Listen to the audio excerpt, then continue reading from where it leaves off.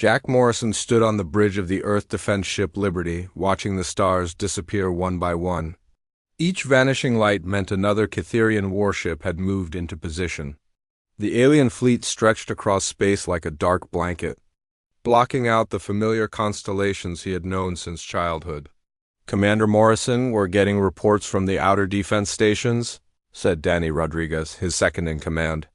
The young pilot's voice was steady, but Jack could see the worry in his eyes. "The enemy fleet is bigger than we thought." "Much bigger," Jack nodded and turned to face the tactical display. The screen showed thousands of red dots surrounding Earth. Each dot represented a Cytherian ship. The blue dots showing human vessels looked pathetically small in comparison. "How many?" Jack asked. 50,000 ships, sir, maybe more. They're still coming through the jump gates." Lisa Parker, the ship's chief science officer, looked up from her console. "Sir, our entire fleet has only 3,000 ships, the largest human fleet ever assembled." She paused, then added quietly, "It's not going to be enough." "Admiral George?" Harrison's voice crackled through the communication system from Earth Command. "All ships, prepare for defensive positions. We make our stand here for humanity." Jack had served under Admiral Harrison for 15 years. The old man was a good soldier, but he fought wars the way his grandfather had fought wars. Line up your ships, point your guns at the enemy, and hope you had more firepower. It had worked against human pirates and rebels. It would not work against the Cytherians. The first wave of alien ships moved forward. They were sleek, dark vessels that seemed to absorb light rather than reflect it. Jack had seen the intelligence reports. Each Cytherian ship was 3 times more powerful than the best human destroyer. Their shields could stop anything humans could throw at them. Their weapons could slice through human armor like paper. "Sir, incoming transmission from the Cytherian fleet," announced Kate Sullivan from the communications station. She had been with Earth intelligence for 10 years before joining Jack's crew. If anyone could understand what the aliens were thinking, it was her. "Put it through," Jack ordered. The main screen flickered, and a figure appeared. The Cytherian looked almost human, but its skin was pale gray, and its eyes were completely black. When it spoke, its voice was cold and mechanical.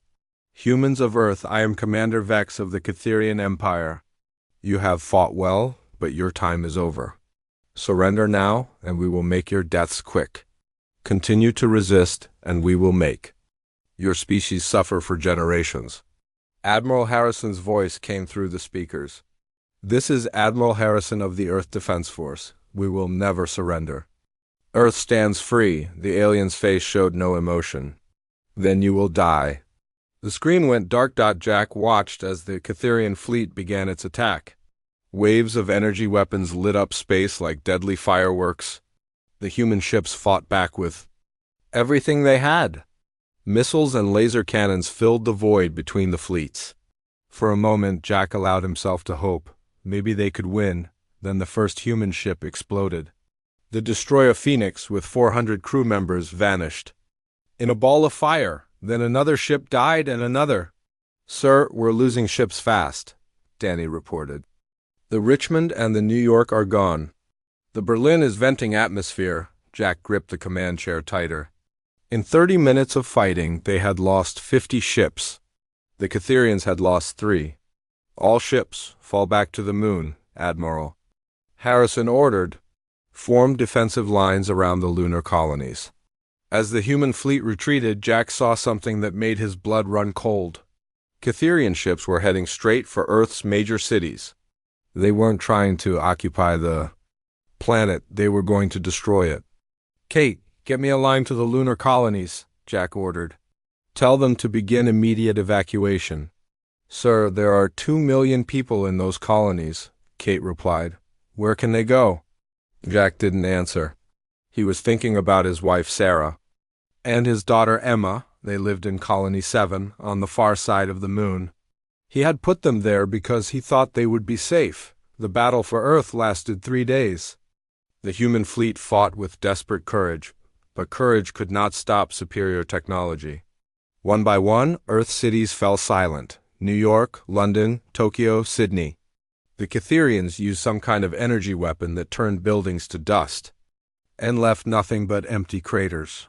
On the third day, Jack watched from the bridge of the Liberty as the lunar colonies died. The Catherian ships moved from one colony to another, destroying everything. Colony 7 was the last to fall. Jack saw the explosion through the ship's telescopes. A bright flash, then nothing. Sarah and Emma were gone. "Sir," Danny's voice was barely a whisper. "Admiral Harrison is calling for full retreat. All remaining ships are to fall back to the asteroid belt." Jack looked around the bridge. Lisa was crying silently at her station. Kate was staring at the tactical display, her face pale with shock. Danny was gripping his controls so hard his knuckles were white. "How many ships do we have left?" Jack asked. 437, Kate replied. "Out of 3,000. The retreat to the asteroid belt took 2 weeks. The surviving human ships limped through space, many of them damaged and running low on supplies. Jack spent most of the time studying the battle recordings, trying to understand what had happened. The Catherians had not just beaten humanity. They had crushed them completely. Human weapons barely scratched their ships. Human tactics were useless against their technology. It was not a war. It was an extermination, but something bothered Jack. During the final battle around the lunar colonies, he had noticed something strange. Some of the Catherian ships had avoided certain areas of space. Near the mining stations, near the industrial platforms that processed raw materials from the asteroid belt. At the time, he thought it was just coincidence. Now he wondered if it meant something more when the fleet reached the asteroid belt. Admiral Harrison called a meeting of all remaining commanders. They gathered in the main conference room of Mining Station Alpha, a massive facility built into the largest asteroid in the belt. "We have lost Earth," Admiral Harrison began. "We have lost the colonies. Most of our fleet is gone, but we are not finished.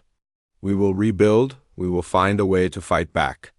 The other commanders nodded, but Jack could see the defeat in their eyes. They were good officers, but they were thinking like traditional soldiers. They wanted to build new ships, train new crews, and fight the same kind of battle they had just lost. "Sir," Jack said, standing up, "I request permission to study the battle recordings. I think I've found something important." Admiral Harrison frowned. "What kind of something?" "The Catherian ships seemed to avoid certain areas during the battle. Areas near our mining operations. I think their technology might have a weakness we haven't discovered yet." Several commanders shook their heads. One of them, Captain Phillips, spoke up. "Commander Morrison, I understand you lost family in the attacks. We all did. But looking for imaginary weaknesses won't bring them back." Jack felt anger rise in his chest, but he kept his voice calm. "Sir, I'm not imagining anything. I'm asking for permission to investigate." Admiral Harrison was quiet for a long moment. Finally, he nodded. "Very well, Commander. You have 1 week, but don't get your hopes up. The Catherians have conquered half the galaxy. If they had a weakness, someone would have found it by now." As the meeting ended, Jack walked to the observation deck of the mining station. Through the thick glass, he could see the asteroid belt stretching out in all directions. Thousands of rocks floating in space, many of them being mined by automated systems that had been working for decades. Lisa Parker joined him at the window. "Do you really think you found something?" she asked. Jack was quiet for a moment. "Then," he said, "I think we've been looking at this all wrong. We've been trying to fight the Catherians like they're just another human enemy. But they're not? They're something completely different? Maybe the key to beating them isn't building bigger guns or faster ships. Then what is it?" Jack pointed out at the mining operations. "Maybe it's something we've had all along. Something so simple we never thought it could be a weapon." Lisa followed his gaze to the asteroid miners working in the distance. "You're talking about the mining equipment?" "I'm talking about what they're mining," Jack replied. "We've been pulling rare materials out of these rocks for 50 years. Elements that don't exist anywhere else in the solar system. Elements that might be exactly what we need to turn this war around." As Jack spoke, he felt something he hadn't felt since the battle began. Hope, It was a small hope, fragile and uncertain. But it was there. The Catherians had won the first battle. They had destroyed Earth and killed billions of humans. But the war was not over. Not yet. 3 months had passed since the fall of Earth, and Jack Morrison was no longer a commander. Admiral Harrison had stripped him of his rank after their argument about the mining operations. Now he worked in the depths of Mining Station Alpha, studying alien technology in a forgotten storage room that smelled of metal and oil. The asteroid belt had become humanity's last home. 50 mining stations scattered across millions of miles of space, each one carved into rocks that had been floating here since the solar system was born. The stations were connected by a network of supply ships and communication relays, but they felt isolated and fragile compared to the great cities that had once covered Earth. Jack bent over a piece of Catherian hull plating that Danny Rodriguez had salvaged from the battlefield. The metal was unlike anything humans had ever seen. It seemed to shift and change color as he moved it under the light. When he touched it with his bare hand, it felt warm, almost alive. "Still playing with alien garbage?" Danny asked as he entered the storage room. The pilot had been demoted too, for supporting Jack's theories. Now he flew supply runs between the mining stations, but he still visited Jack whenever he could. "It's not garbage," Jack replied, not looking up from his work. "This hull plating is made from some kind of living metal. It repairs itself when it's damaged. That's why our weapons couldn't hurt their ships." Danny sat down on a crate of mining equipment. "So what? We can't make living metal. We can barely keep our own ships running." Jack set down the alien metal and picked up a small chunk of rock from the mining operations. The rock was dark blue with streaks of silver running through it. "Lisa thinks this might be the key." "It's called quantum crystal. We've been mining it for decades, but we never knew what it really was." "What is it?" "It's a form of exotic matter. Lisa says it exists in multiple dimensions at the same time. The mining computers have been treating it like regular ore, but it's actually something much more powerful." Danny frowned. "I don't understand any of that science stuff. Can you explain it in simple terms?" Jack held up the quantum crystal. "This rock makes the Catherian ships sick. Their living metal can't handle being near it. That's why they avoided our mining areas during the battle." Before Danny could respond, Lisa Parker burst into the storage room. Her hair was messy and her clothes were dirty, but her eyes were bright with excitement. "Jack, I figured it out. I know how to turn the quantum crystal into a weapon." Jack stood up quickly. "Show me." Lisa pulled out a small device that looked like a flashlight. "I've been working with Amy Thompson in the engineering section. She's brilliant with improvised technology. We built this prototype using parts from a mining laser and some quantum crystal fragments." "What does it do?" Danny asked. "Watch." Lisa pointed the device at the piece of Catherian hull plating. She pressed a button and a pale blue light shot out. When the light touched the alien metal, the metal began to dissolve. In seconds, there was nothing left but a small pile of gray dust. Jack stared at the dust in amazement. "It destroyed the living metal. Better than that," Lisa said. "It turned the living metal back into regular matter. The quantum crystal disrupts the alien technology at the molecular level. Their ships, their weapons, their shields, everything they have depends on living metal. This could neutralize all of it." Danny picked up a handful of the gray dust. "This is incredible. Have you shown this to Admiral Harrison?" Lisa's excitement faded. "We tried. He said it was too dangerous to experiment with exotic matter. He ordered us to stop working on it." Jack felt anger building in his chest. He's still thinking like an old-fashioned military man. He wants to rebuild the fleet and fight the same battle we already lost. What should we do? Danny asked. Jack was quiet for a moment, thinking. Finally, he said, "We're going to continue the research in secret, but we're going to need help." Over the next few weeks, Jack began quietly recruiting people who believed in his plan. Frank Chun, the head of mining operations, was the first to join. Frank was a tough old man who had spent 40 years digging valuable materials out of asteroids. He knew every tunnel and mining shaft in the belt. I've been wondering about those quantum crystals for years, Frank told Jack during a private meeting in the deepest part of Mining Station Alpha. My equipment always acted strange around them. Sensors would malfunction, computers would crash. Now I know why. Amy Thompson was next. The young engineer had been working on mining equipment since she was 16.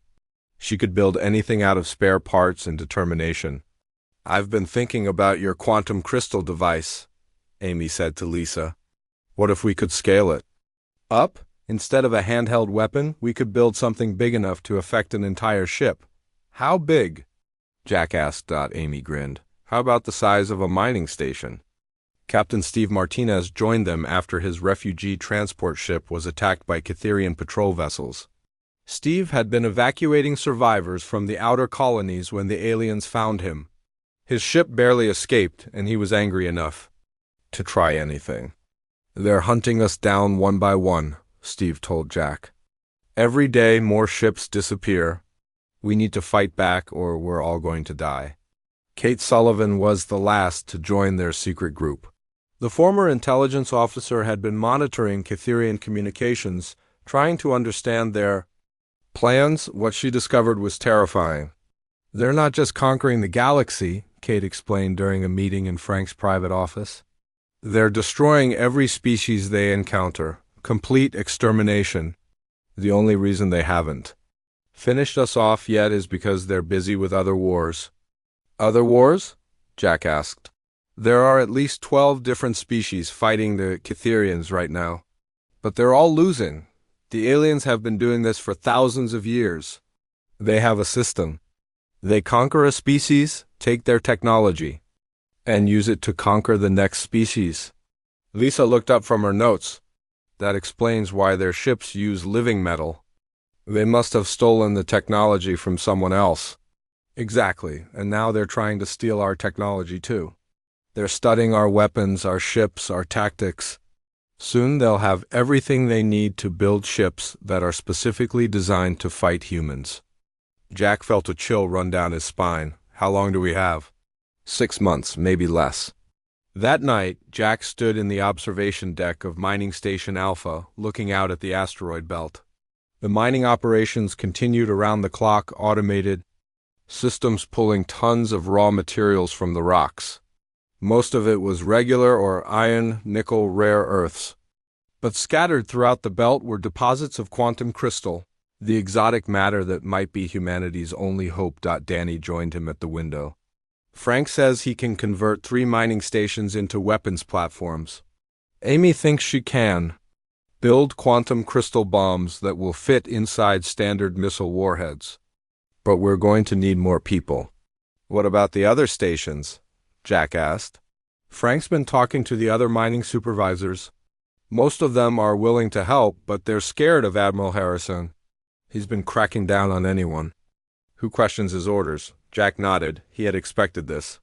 Harrison was a good man, but he was also a traditional military officer. He believed in following orders and maintaining discipline. The idea of building secret weapons would seem like mutiny to him. We'll have to work around him, Jack said. Frank can use his mining authority to move equipment between stations. Amy can requisition parts for routine maintenance. Kate can monitor alien communications to make sure we're not discovered. And what about you? Danny asked. Jack smiled grimly. I'm going to figure out how to turn this asteroid belt into the biggest trap in human history. Over the following weeks, Jack's secret team worked night and day to prepare their surprise. Frank's mining crews began installing quantum crystal devices in the asteroid tunnels. Amy's engineers built weapons disguised as mining equipment.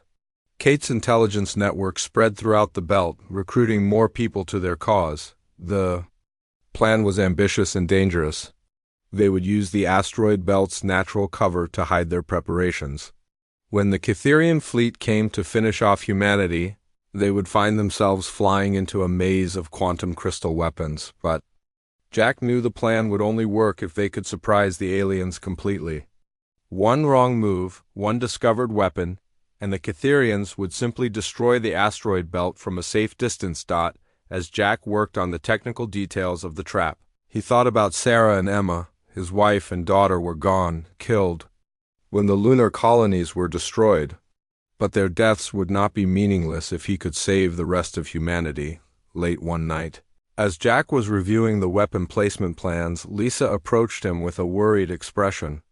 "Jack, I've been running calculations on the quantum crystal effects. If we detonate all these weapons at once, the energy release will be enormous. I'm not sure the asteroid belt can survive it." Jack looked at her steadily. "What are you saying?"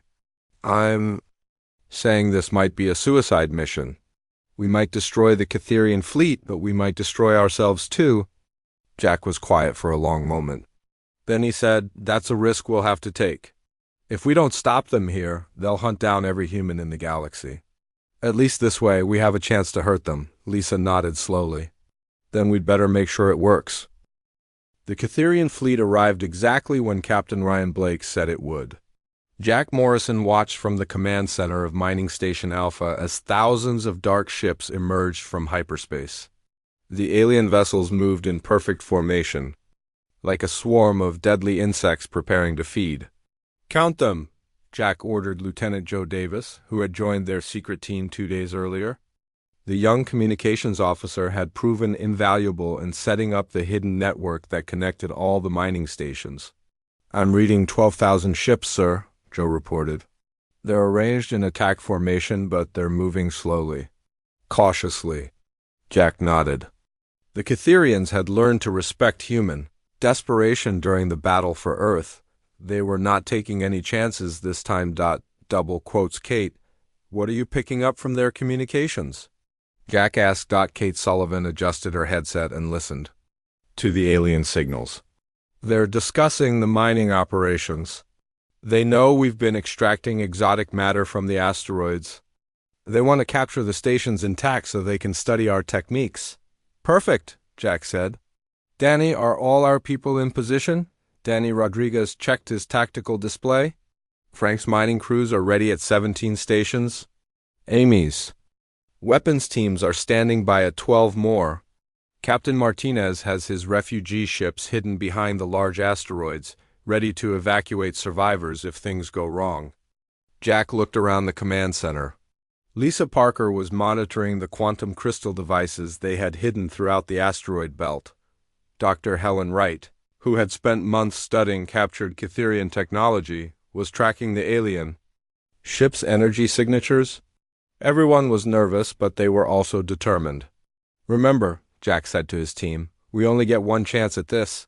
If we reveal ourselves too early, they'll just pull back and bombard us from a distance. We have to let them get close." The Catherian fleet began to spread out, surrounding the asteroid belt like a net.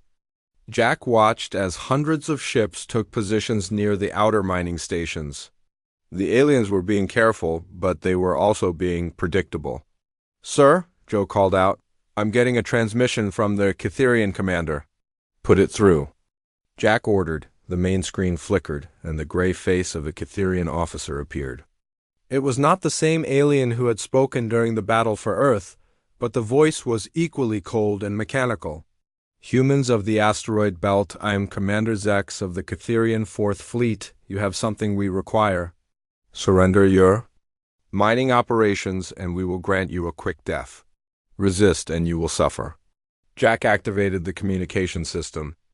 "This is Jack Morrison, acting commander of the human forces. We're not interested in your offers."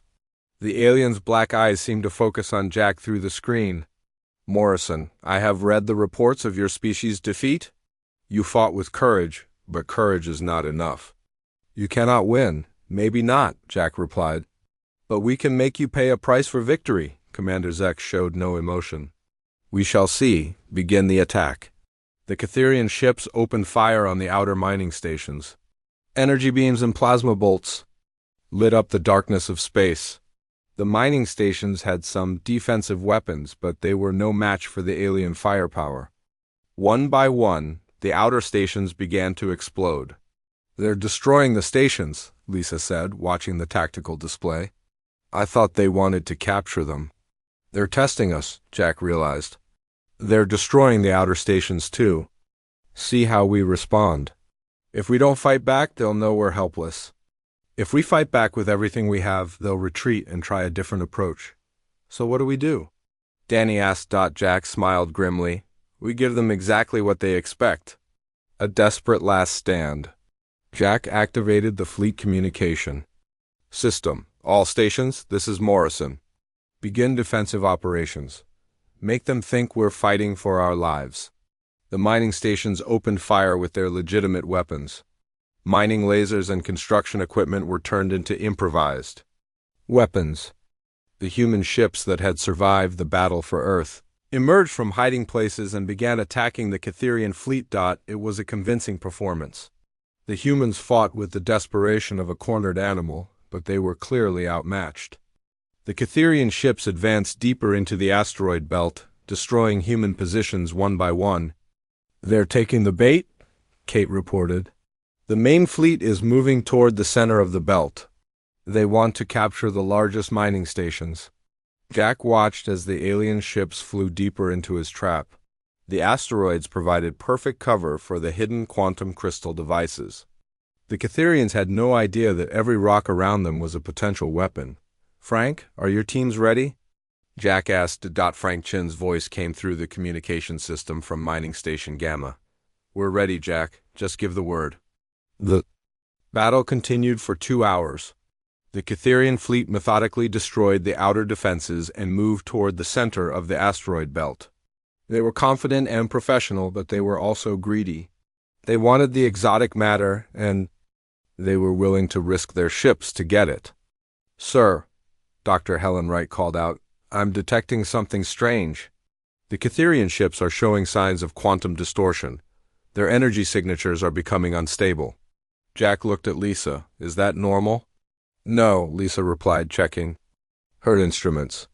The quantum crystal deposits in the asteroids are affecting their ships. The closer they get to the center of the belt, the worse it becomes. Jack felt a surge of excitement. The trap was working even better than he had hoped. The Catherian ships were not just flying into an ambush. They were flying into an environment that was slowly poisoning their technology. Commander Zex is trying to communicate with us, Joe reported. Put him through, Jack ordered. The Catherian commander appeared on the screen again, but this time he looked concerned. Morrison, what have you done? Our ships are experiencing technical difficulties. I haven't done anything, Jack replied innocently. Maybe your perfect technology isn't as perfect as you thought? Commander Zex's eyes narrowed. You are lying. You have set some kind of trap. Maybe I have, Jack said. Or maybe the universe doesn't like conquerors as much as you think it does. The Catherian commander cut the communication. Jack watched as the alien fleet began to regroup. They were starting to realize that something was wrong, but they were also deep inside the asteroid belt. It would take time for them to retreat. Now, Jack said quietly, Frank, Amy, activate all quantum crystal devices. It's time to show them what humans are really capable of. Throughout the asteroid belt, hidden weapons came online. Quantum crystal bombs that had been disguised as mining equipment began to glow with pale blue light. Asteroid tunnels that had been converted into weapon platforms opened fire with beams of exotic matter. The effect on the Catherian fleet was immediate and devastating.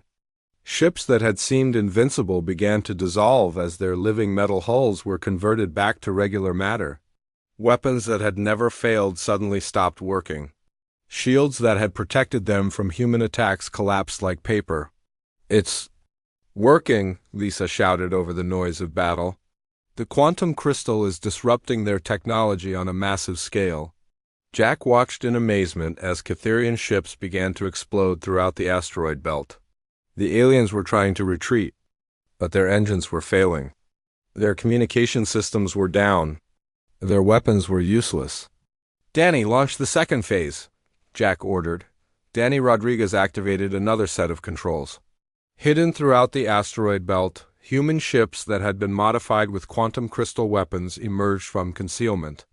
These ships were not the powerful warships that had fought at Earth. They were mining vessels, cargo haulers, and civilian transports. But they were armed with weapons that could destroy any Catherian ship. Captain Ryan Blake's voice came through the communication. System. This is Blake. My squadron is engaging the enemy command ships. Their shields are down. Repeat, Cytherian shields are down. The battle turned into a massacre. For months, the Cytherians had been the hunters and humanity had been the prey. Now, the roles were reversed. Human ships swarmed over the disabled alien vessels like sharks attacking wounded whales. Kate, are you getting any communications from the enemy? Jack asked. Kate listened to her headset. They're panicking.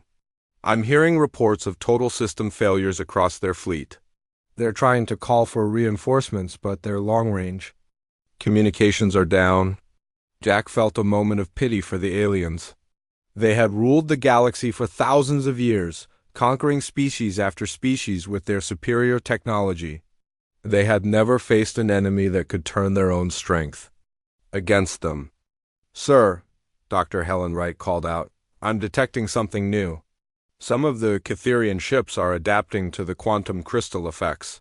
Their technology is evolving in real time. Jack's moment of pity vanished. How many ships? Maybe 200.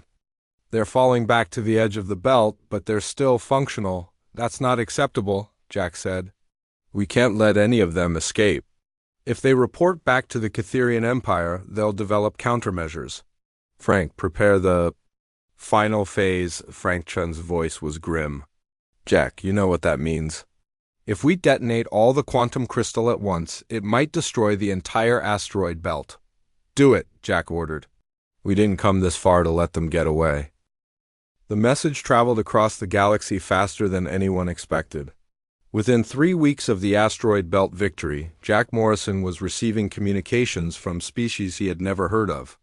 The quantum crystal explosion had created a signal that could be detected from thousands of light years away, and every enslaved civilization in the galaxy had seen it. Jack stood in the command center of New Haven Station, a massive space facility built from the wreckage of Cytherian ships. The exotic matter technology they had captured was beyond anything humans had ever imagined. Lisa Parker and her team of scientists were working around the clock to understand it, while Amy Thompson's engineers figured out how to combine it with human technology. Sir, we're getting another transmission from the Centauri system, Lieutenant Joe Davis announced.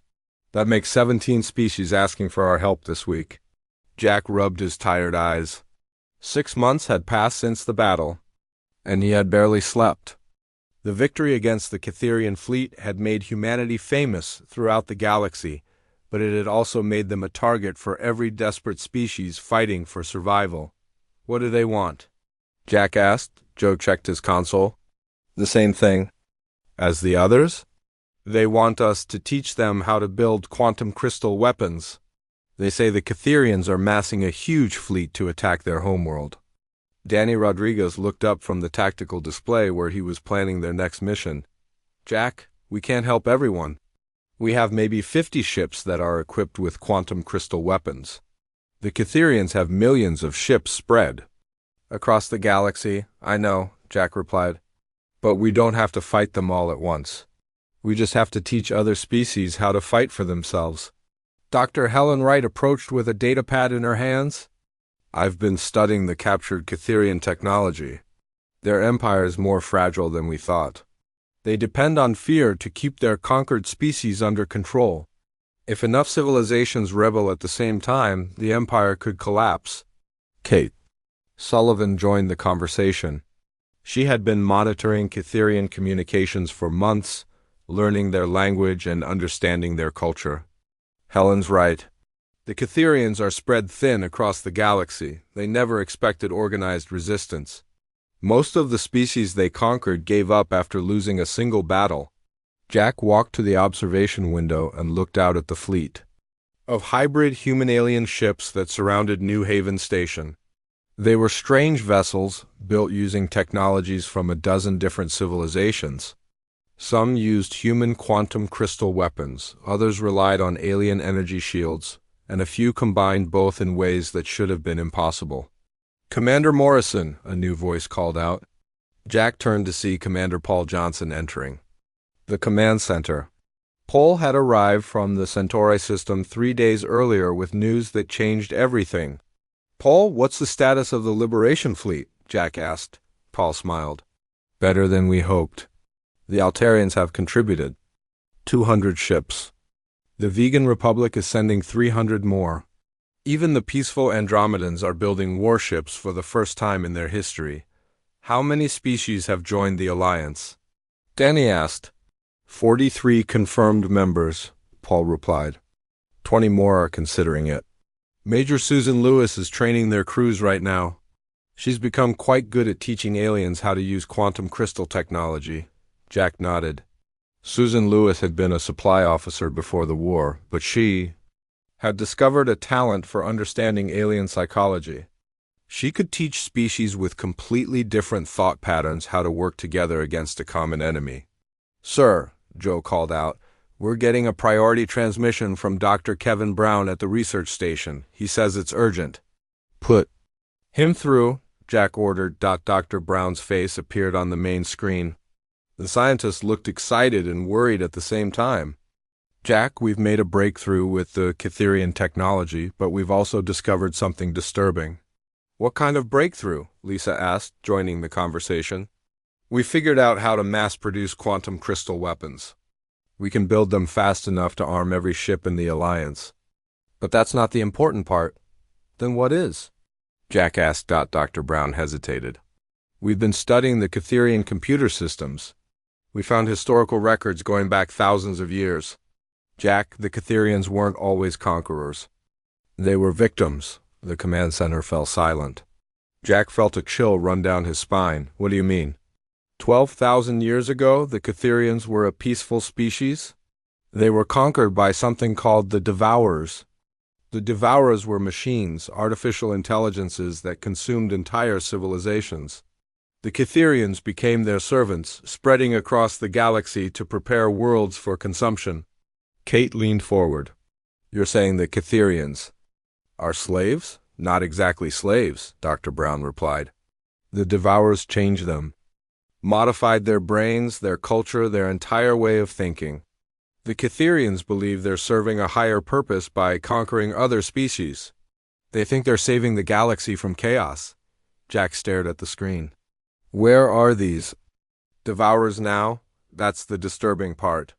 According to the records, the Devourers went into hibernation after the galaxy was mostly conquered. They're waiting for the Cytherians to finish the job. When every species is under control, the Devourers will wake up and begin the final harvest. Danny cursed under his breath. So even if we defeat the Cytherians, we'll have to face something worse? Maybe, Dr. Brown said. Or maybe the Cytherian. Rebellion will prevent the Devourers from ever waking up. The records are unclear about how many species need to be conquered before the final harvest begins. Jack thought about this new information. It changed everything about their war. They weren't just fighting for freedom. They were fighting to prevent the destruction of all life in the galaxy. Kevin, how long do we have? Jack asked. I don't know. The Devourers could wake up tomorrow, or they could stay asleep for another 1,000 years. But I do know this, the Cytherian Empire is getting desperate. They're pulling ships from all over the galaxy to deal with the rebellions. They're planning something big. After Dr. Brown signed off, Jack called a meeting with his senior staff. They gathered in the war room, surrounded by star charts showing the progress of rebellions across the galaxy. Red dots marked Cytherian strongholds, blue dots showed liberated worlds, and yellow dots indicated ongoing battles. We need to accelerate our plans, Jack announced. If the Devourers are real, we can't wait for a slow rebellion. We need to hit the Cytherians hard and fast before they can adapt to our tactics. Commander Johnson studied the star charts. The Cytherian home system is heavily defended. Intelligence reports suggest they have over 50,000 ships protecting their core worlds. Then we don't attack their home system, Jack replied. We attack their communication networks. Without communications, their empire can't coordinate its defenses. Lisa looked up from her technical notes. The quantum crystal technology could disrupt their communication systems on a galactic scale. If we detonate quantum bombs at the right locations, we could blind the entire empire for months. How many bombs would we need? Danny asked. Hundreds, Amy Thompson said, entering the conversation. Maybe thousands. We'd have to hit communication relays throughout the galaxy simultaneously. Jack nodded. Then that's what we'll do. Kate, I need you to identify every Cytherian communication relay in the galaxy.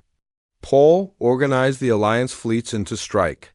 Teams, Susan, train as many alien crews as possible in quantum crystal warfare. What about the moderate Cytherian factions? Kate asked. I've been in contact with some groups that want to end the war. They claim many Cytherians are beginning to question their mission. Jack considered this. The idea of negotiating with Cytherians seemed impossible after everything they had done to humanity. But if there was a chance to end the war without destroying an entire species, he had to consider it. Set up a meeting, Jack decided, but make it clear that any peace talks will have conditions. The Cytherians will have to release all their conquered species and submit to galactic justice for their crimes. Over the following weeks, Jack's plan took shape. The Free Worlds Alliance, as it had come to be called, grew to include over 60 species. Each brought their own technologies and tactics to the fight. The result was a military force unlike anything the galaxy had ever seen. The Altarians contributed their advanced shield technology. The Vegan Republic provided fast attack ships. The Andromedans, despite their peaceful nature, developed quantum crystal bombs that could destroy entire fleets. Even species that had been enemies for centuries put aside their differences to fight the Cytherians. Jack found himself at the center of it all, coordinating attacks across dozens of star systems. He was no longer just a human commander fighting for his own species. He had become the leader of a galactic revolution. Sir, Joe announced one morning, we're getting reports from all over the galaxy. The simultaneous attacks on the communication relays worked. The Cytherian Empire is in chaos. Jack looked at the tactical displays showing the results of their coordinated strike. Red dots were turning blue across the galaxy as world after world declared independence from the Cytherian Empire. What about their main fleet? Jack asked. The meeting took place on a neutral world at the edge of the galaxy. Jack Morrison sat across from Commander Vex, the same Cytherian who had demanded humanity's surrender a year ago. But everything had changed since then. Vex was no longer representing a conquering empire. He was speaking for a broken civilization that was desperately trying to avoid total destruction. You have won, Morrison, Vex said, his gray skin looking paler than before. The empire is collapsing. Thousands of worlds have declared independence. Our fleets are scattered and leaderless. Jack studied the alien commander carefully. Kate Sullivan had told him that Vex represented a faction of Cytherians who wanted to end the war, but Jack was still suspicious. If you've really given up, then surrender completely. Release all remaining prisoners, withdraw from conquered worlds, and submit to galactic justice. Vex's black eyes showed something Jack had never seen in a Cytherian before: fear. You do not understand. If we surrender completely, if we abandon our mission, the Devourers will wake up. They will destroy everything. Tell me about the Devourers, Jack demanded. Dr. Brown found records, but we need to know everything. Vex was quiet for a long moment. Then he began to speak in a voice filled with ancient sadness. 12,000 years ago, my people were explorers and scientists. We discovered ruins on a dead world at the galaxy's edge. Inside those ruins were machines, artificial minds more advanced than anything we had ever seen. Lisa Parker, who was attending the meeting as Jack's science advisor, leaned forward. What did these machines want? Perfect order, Vex replied. The Devourers believe that organic life is chaotic and wasteful. They want to harvest all biological matter and convert it into something they consider more efficient. But they are patient. They prefer to let organic species conquer and organize themselves before the final harvest. Jack felt a chill run down his spine. So they turned your species into their servants. They changed us, Vex confirmed. Not just our bodies, but our minds. They made us believe that conquest was noble, that bringing order to the galaxy was our sacred duty. For thousands of years, we have been preparing worlds for them without even realizing it. Danny Rodriguez, who had been listening silently, spoke up. How many devourers are there? We do not know. The machines exist in a realm between dimensions. They can manifest in our reality when they choose to, but they prefer to remain hidden until the harvest begins. Jack stood up and walked to the window. Outside, he could see ships from dozens of different species orbiting the neutral world.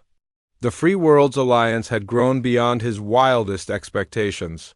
Over 100 species were now working together, sharing technology and resources in ways that had never happened before. What happens if we keep fighting? Jack asked. What if we completely destroy the Catherian Empire? Vex hesitated.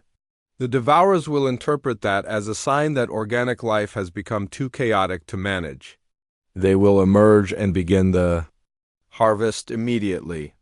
And if we let you continue conquering the galaxy, then the harvest will begin when every world is under control.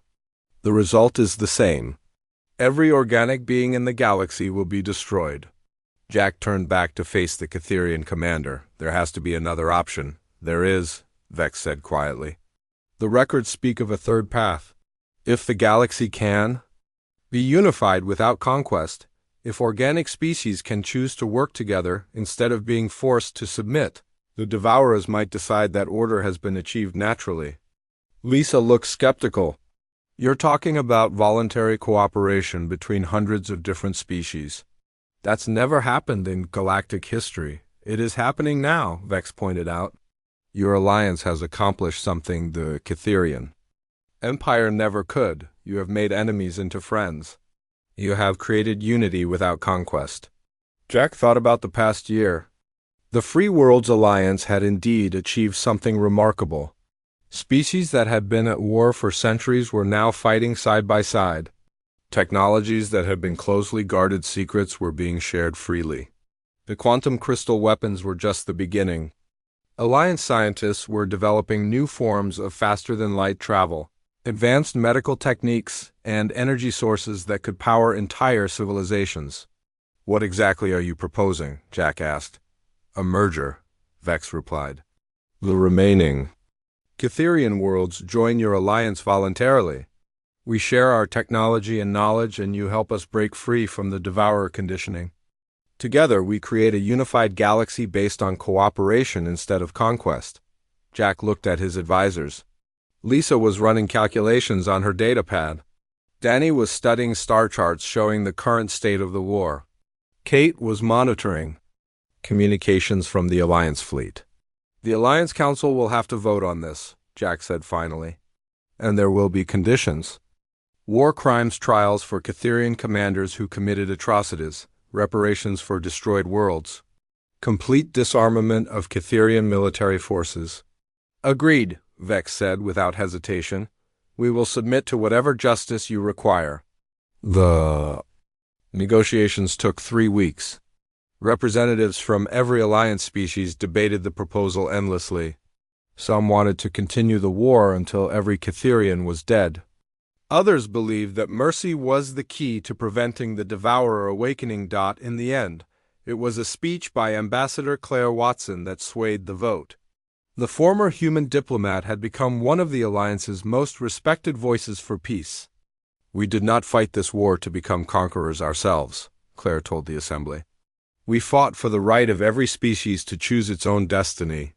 If we refuse the Catherians that same right, we become no better than they were. The vote was close, but the proposal passed. The Catherian Empire would be dissolved, and its member worlds would be invited to join the Free Worlds Alliance as equal partners. Jack stood in the command center of Unity Station, the massive new headquarters of the Alliance. Through the windows, he could see construction ships building the first interspecies research facility. Scientists from 100 different worlds were working together to solve problems that had plagued the galaxy for millennia. The integration is going better than expected, reported General Rick Murphy, who had been put in charge of the Alliance Defense Forces. Former Catherian worlds are contributing resources and personnel to Alliance projects. Some of their technology is centuries Ahead of anything we had? Dr. Patricia Green, who was leading the Peaceful Applications Research Program, approached with exciting news. Jack, we've made a breakthrough with the quantum crystal technology. We can use it to create stable wormholes for instant travel between star systems. The galaxy is about to become a much smaller place. Jack nodded, but he was thinking about something else. Any sign of the Devourers? Nothing, Kate reported. Long-range sensors haven't detected any unusual activity. If they're out there, they're staying hidden. Lisa Parker joined the conversation. I've been studying the Devourer records with former Cytherian scientists. We think the machines might be waiting to see what happens. They've never encountered a situation like this before. A galaxy unified by choice instead of force? Jack mused. Maybe that's something even artificial intelligences can respect. 6 months later, Jack found himself in a place he never expected to be. The old Cytherian capital world had been renamed Harmony, and it now served as the cultural center of the Alliance. The former throne room of the Cytherian emperors had been converted into a school where children from dozens of species learned together. Jack watched as human children played with young Cytherians, Altarians and Vegans. They were learning each other's languages, sharing their cultures, and creating friendships that would last their entire lives. Strange to think that a year ago, these species were trying to kill each other, Danny observed, joining Jack in the observation gallery. Children adapt faster than adults, Jack replied. Give it a generation, and the old hatreds will be history. Frank Chun, who now managed resource distribution for the entire Alliance, approached with a datapad. Jack, I have the latest production. Reports, quantum crystal mining operations are running smoothly on 40 worlds. We're producing enough exotic matter to power the entire galaxy. Any problems with former Cytherian colonies? Jack asked. A few protests here and there, but nothing serious. Most populations are happy to have freedom and prosperity instead of war and oppression. As Jack stood watching the children play, he thought about Sarah and Emma. His wife and daughter would never see this new world, but their deaths had not been meaningless. Their sacrifice had helped create something beautiful, a galaxy where different species could live in peace. Sir, Joe Davis called out from the communication station. We're getting a message from the deep space monitoring stations. They've detected something unusual at the galaxy's edge. Jack felt his heart rate increase. The Devourers? Unknown, Joe replied. The signal is unlike anything we've ever seen. It's not hostile, but it's definitely artificial. Jack looked around at his team of humans and former enemies who had become friends. Whatever was coming, they would face it together. The galaxy had learned to unify in the face of extinction. Now they would discover if that unity was strong enough to face the unknown. Send a message to all Alliance worlds, Jack ordered. Tell them we've detected something at the galaxy's edge.